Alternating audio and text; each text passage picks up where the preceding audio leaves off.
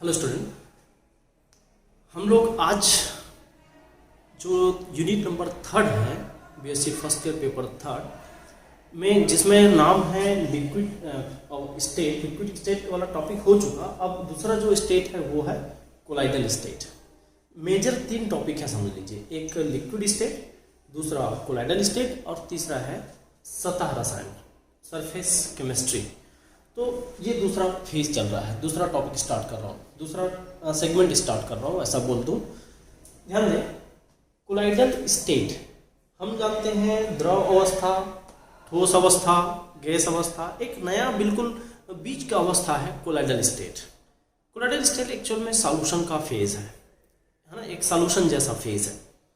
तो colloidal state को समझना कैसे है, इसमें जब पार्टिकल का size when particle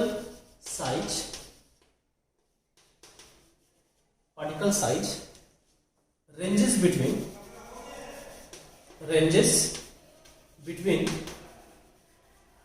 1 to 100 nanometer, 1 to 100 nanometre, तो ये कोलाइडल स्टेज कहलाता है ना। जब पार्टिकल साइज 1 से 100, मैं हिंदी में लिख देता हूं, जब कण का आकार 1 से 100 नैनोमीटर के मध्य हो तो उस स्टेज को हम कोलाइडल स्टेट कहते हैं। मैं अब कहते हैं वगैरह नहीं लिखा हूं, पर आप समझ जाएंगे, यहां से एक डेफिनेशन हमने क्लियर करके दे दिया है, ठीक है भाई। लेकिन फिर भी इसको समझने के लिए ना मुझे तुलनात्मक अध्ययन करना पड़ेगा। मैं 3 शब्दों को समझाना चाह रहा हूँ। ये तो फिर एक डेफिनेशन हो गया, लेकिन इसमें इसमें इस कोलाइडल विलयन में समझना, इस कोलाइडल या कोलाइडल सॉल्यूशन में भी 2 भाग होते हैं अन्य सॉल्यूशन की तरह, है ना। उस अन्य सॉल्यूशन की तरह 2 भाग होते हैं, उसको मैं एक बार दिखा देता हूं। पहले एक को बोलते हैं डिस्पर्स्ड फेज,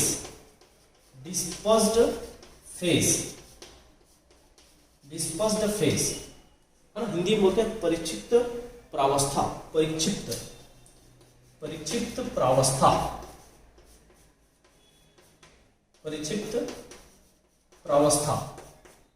और दूसरे को बोलते हैं डिस्पर्जन मीडियम,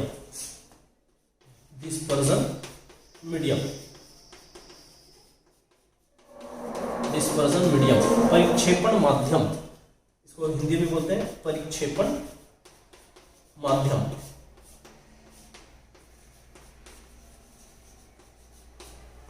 ये परिक्षिप्त प्रावस्था और परिक्षेपण माध्यम किसके तुल्य है, ऐसा बोलूं तो ये ना विलेय के तुल्य है।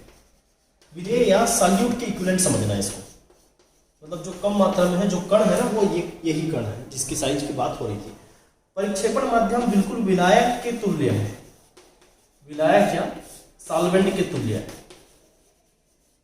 ठीक है। ये सॉल्वेंट के जैसा, वो केवल इजीनेस के लिए समझा रहा हूं, सॉल्वेंट नहीं बोलना है, लेकिन सॉल्वेंट जैसा और यहाँ विलेय जैसा, ऐसा याद रखेंगे तो क्या है, थोड़ा सा आसानी होगी, ठीक है भाई। तो इसकी जो मात्रा है वो ज्यादा होगा और इसमें ये थोड़ी बहुत बिखरा होगा, ऐसा सोचना है अपने को। मतलब इसमें मिक्सचर को ही हम कोलाइडल सॉल्यूशन बोलते हैं। अभी कोलाइडल सॉल्यूशन का मैं एग्जैक्ट डेफिनेशन पे नहीं आया हूँ, ठीक है। अब दोनों मिला के देखते हैं ना, दोनों मिलाते हैं तो कभी भी पूरी तरह नहीं मिल पाता है। मतलब ऐसा है कि पूरी तरह घुलता भी नहीं है, पूरी तरह छूटता भी नहीं है। अब एक एग्जाम्पल ले लो, गोंद का सॉल्यूशन देखना, जो हम लोग लगाते हैं, एक तरह से जो बनता है ग्लू, सिंपल ग्लू, गोंद जो नीले रंग के डब्बे में जो आता है उस टाइप का गोंद। तो गोंद के सॉल्यूशन को देखोगे तो उसमें दिखता है सफेद कुछ घुला हुआ सा पदार्थ है, लेकिन उस पदार्थ को हम अलग करने की कोशिश करेंगे तो अलग नहीं होता है, वो मिला भी है और पता भी चल रहा है। मतलब अपने को साफ पानी जैसा भी दिखाई नहीं, बाहर से देख के इसे पता चल रहा है कुछ घुला है, लेकिन क्या उसमें अलग ऐसे हाथ से निकाल दूं तो इम्पॉसिबल लगता है ना। उसको अलग अगर हाथ से पकड़ कैसे निकालूं तो वो इम्पॉसिबल है, ऐसे अलग नहीं कर पाऊंगा, क्योंकि वो अच्छे से मिला हुआ है। तो देखो पता चल रहा है, इसका मतलब वो विषमंगी है। विषमंगी मतलब हेट्रोजीनस बोलते हैं, ठीक है ना। तो पहले मैं एक डेफिनेशन बनाता हूं। कोलाइडल स्टेट या colloidal solution is a heterogeneous, heterogeneous मतलब पता चल रहा है दो चीज मिला है, पूरा एक जैसा नहीं दिख रहा है। Heterogeneous colloidal solution is a heterogeneous mixture of dispersed phase and a dispersion medium, short में लिख दिया हूं ऊपर को कवर करते हुए, है ना, जिसमें having size of dispersed phase 1 to 100 nanometre. ये लो ऊपर के पूरे मिला के एक डेफिनेशन बना दिया। क्या लिखा होगा? Colloidal is solution is a heterogeneous mixture of dispersed phase and dispersion medium having size of dispersed phase 1 to 100 nanometre, है ना। हिंदी में लिख दूं, कोलाइडी विलियन एक विस्मांगी तंत्र है, विस्मांगी तंत्र है जिसमें परिक्षिप्त प्रावस्था और परिक्षेपण माध्यम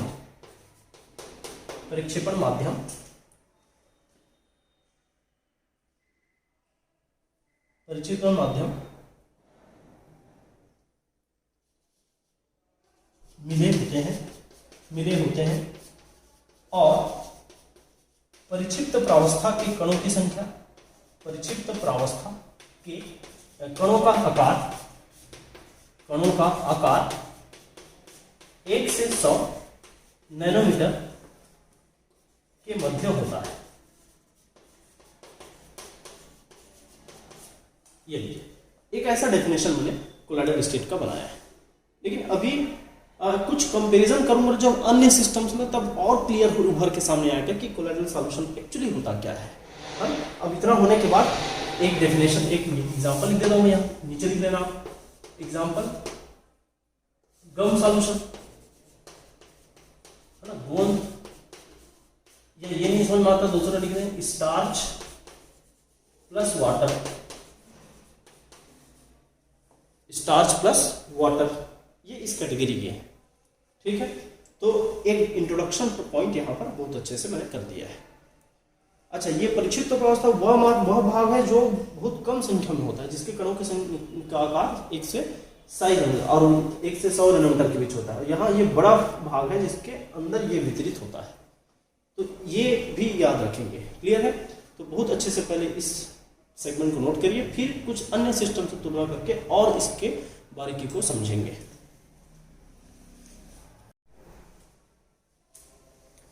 देखेंगे मैं 3 कैटेगरी लिख रहा हूं, उसमें कोलाइडल को भी शामिल करेंगे। अब इससे तुलनात्मक है, इसको हम लोग लिख सकते हैं कि पहला है कंपैरिजन, ऐसे लिख देता हूं, कंपैरिजन, हेडिंग लिख देता हूं, comparison among true solution, colloidal solution और सस्पेंशन,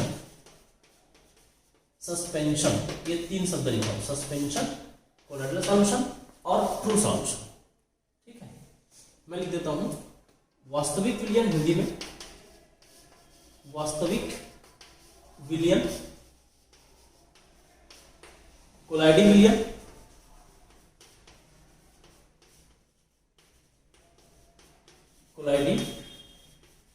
विलयन, वास्तविक विलयन, कोलाइडी विलयन और निलंबन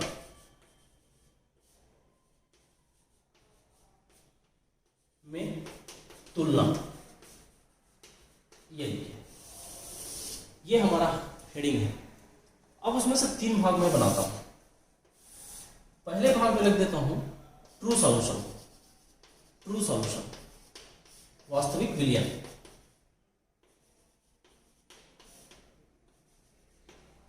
दूसरे भाग में रख देता हूं कोलाइडी सॉल्यूशन, कोलाइडल सॉल्यूशन, कोलाइडी विलयन। और तीसरे में रख देता हूं निलंबन, जिसको हम लोग बोलते हैं सस्पेंशन।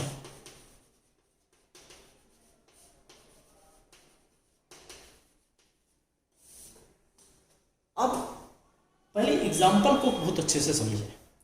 मान लो मैंने यहां पर लिया कि शुगर मतलब ऐसे स्पून शुगर, जिसको हम लोग क्या बोलते हैं सुक्रोज बोलते हैं, शुगर लिख देता हूँ बस, शुगर है ना, चीनी, स्पून शुगर लिख देता हूँ और क्लियर है, चीनी का मतलब ये स्पून शुगर होता है।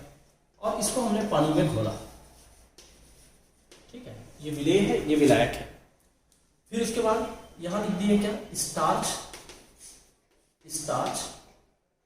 यहाँ सुक्रोज वाला है ना, इसका मतलब यहाँ सुक्रोज है, जबकि यहाँ स्टार्च लिखा हो। स्टार्च मतलब एक तरह से मैदा जैसा तय चीज है, प्लस वाटर। और यहाँ लिख दिए हमने एक एकदम डिफरेंट चीज ले लिया, सपोज हमने रेत ले लिया, रेत सैंड और वाटर। अब समझाने में आसान होगा। जब हम शक्कर को पानी में घोलते हैं तो एकदम क्लियर सॉल्यूशन बनता है। अगर इसमें कोई इम्प्योरिटी ना हो तो क्लियर सॉल्यूशन बनता है। घुलने के बाद पता नहीं चलता कि उसमें शक्कर, अगर नहीं देखे घोलते हुए तो नहीं बता पाओगे देख के कि इसमें पानी में शक्कर दिख रहा है क्या, घुला हुआ दिख रहा है क्या। यानी ऐसे को बोलते हैं वास्तविक सॉल्यूशन, ट्रू सॉल्यूशन। इसके पार्टिकल इतने छोटे हो जाते हैं घुलने के बाद कि वो इतना डिस्ट्रीब्यूट होता है कि हमको उस पानी के मीडियम में दिखाई नहीं पड़ता। स्टार्च जब पानी में, थोड़ी सी स्टार्च, ज़्यादा नहीं, थोड़ा सा स्टार्च को पानी में घोले तो वो हल्का सा चपचपा हो जाता है, और चपचपा नहीं भी हुआ तो फिर एक हल्का सा सफेदीपन लिया हुआ दिखता है। उससे पता चलता है कि कुछ तो घुल गया है। उस पानी को देखोगे कुछ घुला हुआ है, लेकिन आप उसको ऐसा अलग करके यहाँ हाथ लगा के देखेंगे तो हाथ में जम गया, ऐसा कुछ नहीं होता है। कि वो मिला हुआ तो है, लेकिन पता भी चल रहा है कि सामने घुला हुआ है। तो मैं रंग की बात नहीं कर रहा हूँ, वहां पर कुछ तैरता हुआ नजर आएगा, कुछ बिखरा हुआ नजर आएगा, है ना। रंग की बात नहीं कर रहा, रंग वाला भी वास्तविक विलयन हो सकता है ना, लेकिन यहाँ रंग की बात नहीं है। वहां पर कुछ तैर रहा है, कुछ घूम रहा है, वहां पर ऐसा नजर आता है। यहाँ देखा है रेत और पानी को मिला दिया, थोड़ा सा सैक कर दिया तो ऐसा लगेगा सब मिल गया। फिर थोड़ा देर बाद देखोगे फिर से जम गया, वो नीचे सस्पेंड हो गया, तो ऐसे को सस्पेंशन बोलते हैं। अब यहाँ से यहाँ चलिए, यहाँ अगर सॉल्यूशन देखेंगे तो ऐसा हमको कुछ तैरता हुआ नजर आएगा, गाढ़ा चीज तैरता हुआ नजर आएगा, लेकिन वो एकदम से फ्री नहीं है, पानी से साथ मिला हुआ है, ठीक है। लेकिन इसमें जब देखेंगे तो इसमें क्लियर पानी हमको अलग दिखेगा बाद में, और जो पार्टिकल है सैंड का वो नीचे बैठा हुआ दिखाई पड़ेगा, ठीक है भाई। तो अब यहाँ पर पार्टिकल का जो साइज है वो लेस देन 1 नैनोमीटर होता है, 1 नैनोमीटर से भी कम। यहाँ पार्टिकल का साइज 1 से 100 नैनोमीटर के बीच होता है। यहाँ पार्टिकल का साइज ग्रेटर देन 100 नैनोमीटर होता है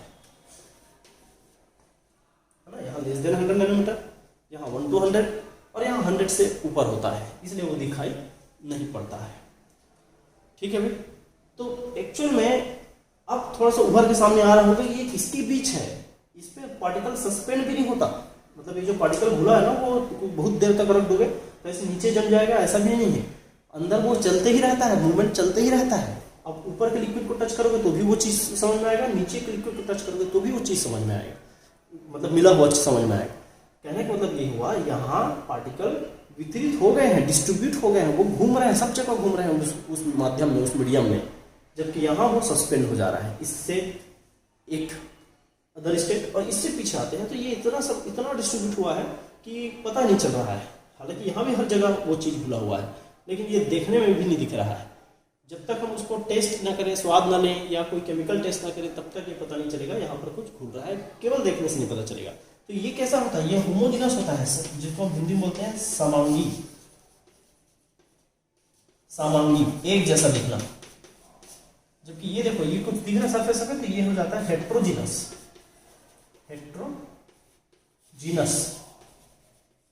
विषमांगी। और ये भी क्या है, ये भी पता चल रहा है साफ साफ कि पानी अलग और रेत अलग, तो ये भी हेट्रोजीनस है।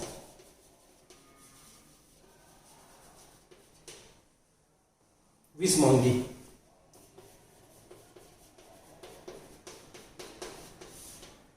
ठीक है, तो ये यहाँ पर मुझे समझाना था मुख्य रूप से।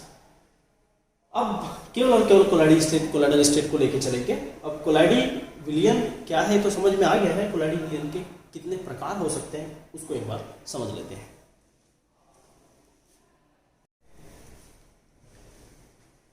चलिए अब बात करते हैं कोलाइडी विलियन के वर्गीकरण पे, या कितने प्रकार के कोलाइडी विलियन होते हैं उस पर। मैं लिखा हूँ classification of the colloidal solution. तो कोलाइडल सॉल्यूशन का पहला जो क्लासिफिकेशन है उसको एक पॉइंट दे दिया हूँ, लिख दिया हूँ भौतिक अवस्था के आधार पर, बेस्ड ऑन फिजिकल फॉर्म। भौतिक अवस्था मतलब ठोस है कि द्रव है कि गैस है, किसको किसको, परिक्षिप्त प्रावस्था, परिक्षेपण माध्यम, डिस्पर्स्ड फेज, डिस्पर्जन मीडियम, इन दोनों को देखना है बस, ठोस द्रव गैस। तो उसी के आधार पर देखो एक कॉलम बनाया हूँ परिक्षिप्त प्रावस्था का, डिस्पर्स्ड फेज, दूसरा डिस्पर्जन मीडियम, और तीसरा कोई अगर उस कोलाइड को कोई नाम दे दिया जाए तो उसका नाम, और अगर एग्जाम्पल हमारे पास है तो एग्जाम्पल। परिक्षिप्त प्रावस्था में भी एकदम शॉर्ट में लिखा हूँ solid liquid gas, solid liquid gas, solid liquid gas. परिक्षेपण माध्यम में यहाँ सॉलिड सॉलिड सॉलिड, यहाँ लिक्विड लिक्विड लिक्विड, यहाँ गैस गैस गैस। सबसे पहली बात क्लियर कर दूं, गैस से गैस, गैस का गैस में कोई कोलाइड विलियन नहीं बनता, तो यहाँ पर क्रॉस कर दिए, मतलब 9 में से अब केवल 8 बचा। फिर उसके बाद देखो पूरा लिख दिया हूँ, केवल आपको समझाना है। अगर ठोस को ठोस में मिला दिया जाए और कोलाइडी टाइप का हेट्रोजेनस सिस्टम ना, तो हम उसको बोलते हैं सॉलिड सॉल्व। लिक्विड को ठोस में मिला दिया जाए, लिक्विड को ठोस में, लिक्विड कम है ठोस ज़्यादा है, तो उसको बोलते हैं जेल। फिर उसके बाद देखो गैस को ठोस में मिला दिया जाए तो सॉलिड फोम कहलाता है, सॉलिड फोम। ठीक, सॉलिड को जब लिक्विड में मिला दिया जाए, सॉलिड को ठोस को जब लिक्विड में मिलाया जाएगा, मतलब लिक्विड बहुत ज़्यादा है उसमें थोड़ा सा ठोस है, तो उसको सॉल्व बोलते हैं, है ना। सॉल्व एक तरह से सॉल्यूशन भी समझ लीजिए, सॉल्यूशन से याद रखिएगा, सॉल्यूशन सॉल्व। फिर यहाँ देखें लिक्विड टू लिक्विड, अगर 2 लिक्विड को मिला दिया जाए तो उसको इमल्सन बोलते हैं। जैसे दूध में पानी भी है और तेल भी है, बटर है, पानी और तेल। गैस इन लिक्विड, गैस को जब लिक्विड में मिला देते हैं तो हम उसको फोम बोलते हैं, जिससे झाग बनता है ना। यहाँ से देखें सॉलिड इन गैस, अच्छा सॉलिड इन गैस, जब सॉलिड को गैस में मिला देंगे तो यहाँ जो बनता है उसको स्मोक बोलते हैं, धुआं, धुआं, धुआं होता है। लिक्विड इन गैस, लिक्विड को जब गैस में मिलाया जाए तो एरोसॉल कहलाता है। जैसे हम कोई स्प्रे करते हैं ना, स्प्रे परफ्यूम स्प्रे है वगैरह है, कोई मॉस्किटो स्प्रे है, तो उसमें क्या छोटे छोटे पार्टिकल के रूप में वो हवा में फैलता है, कौन, लिक्विड पार्ट, तो उसको बोलते हैं एरोसॉल। तो ये है पहला टाइप का क्लासिफिकेशन। ठीक है भाई, केवल नाम लिखना है। एग्जाम्पल अगर बोल रहे हैं स्मोक, मतलब स्मोक धुआं, कोई भी धुआं लिख सकते हैं। एरोसॉल वो जो स्प्रे है वो। फोम मतलब नॉर्मल झाग। इमल्शन मतलब मिल्क, बटर। सॉल्व बहुत सारे हैं, सॉल्व मतलब सॉल्यूशन। आप कोई भी चीज़ का सॉल्यूशन, नमक का सॉल्यूशन, नमक बोलता हूँ, कोई भी ऐसे चीज़ का सॉल्यूशन है जो घुलता नहीं पूरी तरह। फिर यहाँ सॉलिड फोम, ये कोई जो रबड़ आता है ना, स्टाइलिन रबड़, जिसमें गद्दे जैसा महसूस होता है, उसमें हवा भरा होता है, तो ठोस में हवा, यहाँ गैस हवा ठोस में भरा होता है, इसलिए उसको सॉलिड फोम बोलते हैं। जेल, जेल आप बहुत अच्छे से जानते हैं। सॉलिड फोम, सॉलिड सॉल्व मतलब सॉलिड का सॉलिड, मतलब 2 सॉलिड को ऐसा मिला दिया जाए जिससे वो कुछ नयापन दिखे हमको। ठीक है,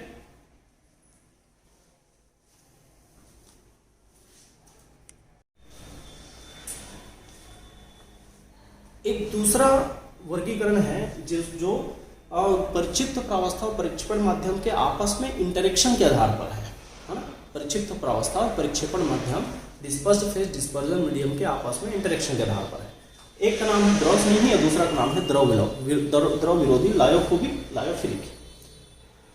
सीधा सा है कि ये ऐसा कोलाइड है जिसमें दोनों विलय विलायक जो भी पार्ट है, परिक्षिप्त प्रावस्था, परिक्षेपण माध्यम, मिलाने से डायरेक्ट बन जाते हैं, है ना। तो यहाँ पर और ये द्रव स्नेही का मतलब क्या है, ये विलायक के साथ अच्छा से स्नेही नेचर का होता है, मतलब आसानी से लायोफिक मतलब लिक्विड लविंग होता है ना। यहाँ देखो लायो मतलब लिक्विड हो गया, तो लिक्विड लविंग बोलते हैं इसको, लिक्विड लविंग स्पीसीज। और यहाँ पर लायो मीन्स लिक्विड और फोबिक मतलब हेटिंग, लिक्विड हेटिंग है, मतलब लिक्विड से रिपल होता है, घूमता नहीं है आसानी से।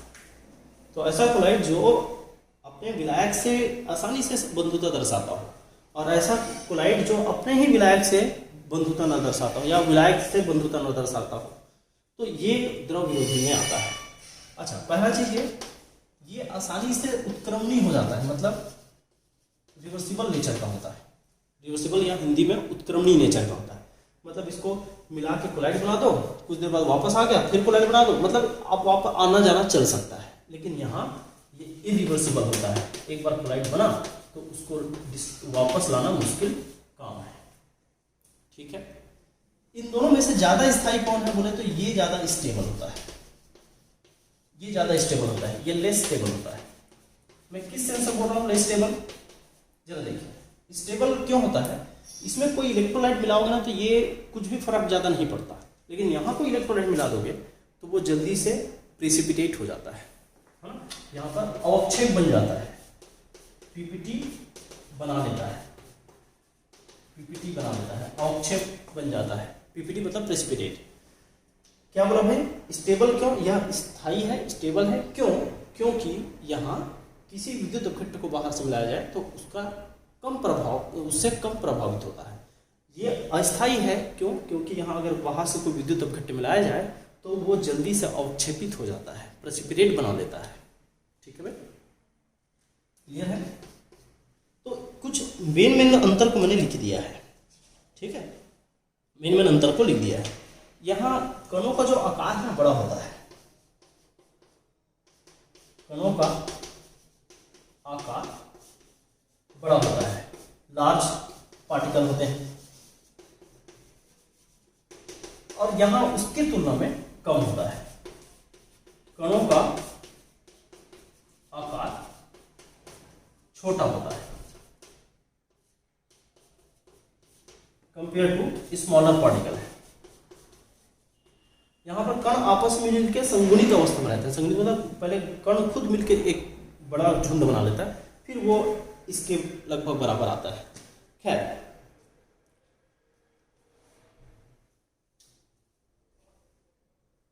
यहां और भी अंतर लिख सकते हो। सरफेस टेंशन जिसको गामा बोलते हैं, surface tension less than medium होता है, मीडियम जो भी विलायक है उससे कम होता है, और यहां पर सरफेस टेंशन मीडियम के बराबर होता है।